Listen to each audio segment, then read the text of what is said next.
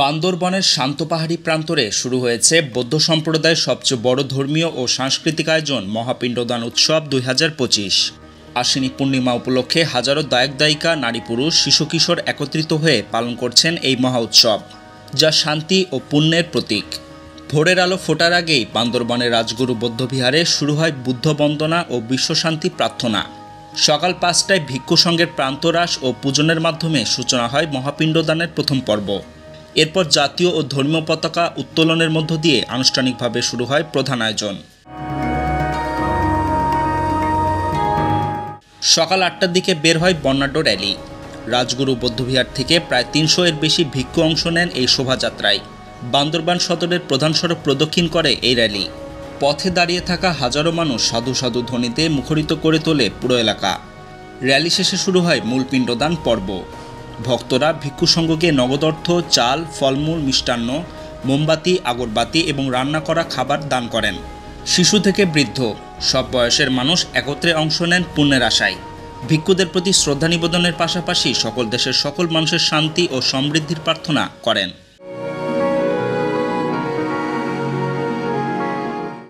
উৎসবে উপস্থিত ছিলেন পার্বত্য চট্টগ্রামের বিশিষ্ট ব্যক্তিবর্গ। বোমাং রাজা উচপ্রু, আঞ্চলিক পরিষদের সদস্য KS মং, রাজগুরু বিহার পরিচালনা কমিটির সভাপতি রাজকুমার মং ওয়েপ্রু ও সিনিয়র সহসভাপতি মংকো সুয়েনু নেভি। তাদের উপস্থিতিতে উৎসবটি আরও বর্ণাঢ্য হয়ে ওঠে। দিনভর চলা এই উৎসব শান্তিপূর্ণভাবে সম্পন্ন হয়েছে। হাজারো মানুষ অংশগ্রহণেও কোনো বিশৃঙ্খলা ঘটেনি, যা পাহাড়ি অঞ্চলের ঐক্য ও সম্প্রীতির বার্তা বহন করে। স্থানীয় সাংবাদিক অসীম রায় অশ্বিনী জানান, এই মহাপিণ্ডদান উৎসব পাহাড়ি ধর্মের ঐক্যের পাশাপাশি মানুষের মধ্যে ভালোবাসা ও সহমর্মিতার প্রতীক হয়ে উঠেছে। শেষ বিকেলে সূর্যাস্তের আলোয় যখন ভিক্ষু সংঘের প্রার্থনা শেষ হয়, তখন পাহাড়ে বাতাসে ভেসে আসে একটাই প্রার্থনা, সকল প্রাণীর মঙ্গল হোক। কঠিন চিবরদান কালকে থেকে শুরু হয়েছে রাজগুরু বৌদ্ধবিহারে। কালকে সকালে 7টার দিকে চিবর নিয়ে পাড়া প্রদক্ষিণ করা হয়েছে। তারপরে আজকে সকালে আমরা ছ্যাং দিব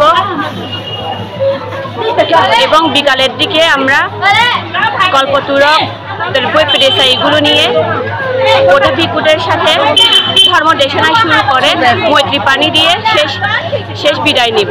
রাজবিহার বান্দরবান খ্যাংওয়া ক্যাং প্রতি বছরেই 4 তারিখ দানোত্তম দানশ্রেষ্ঠ কঠিন চিবর দান এখানে অনুষ্ঠিত হয়। আর তারপরের দিন পিণ্ডচারণ। ভিক্ষু সংঘ তথাগত মহা কারণে বুদ্ধ যে নির্দেশ দিয়েছেন পিণ্ডচারণ করার জন্য, সেই পিণ্ডচারণ হয় এবং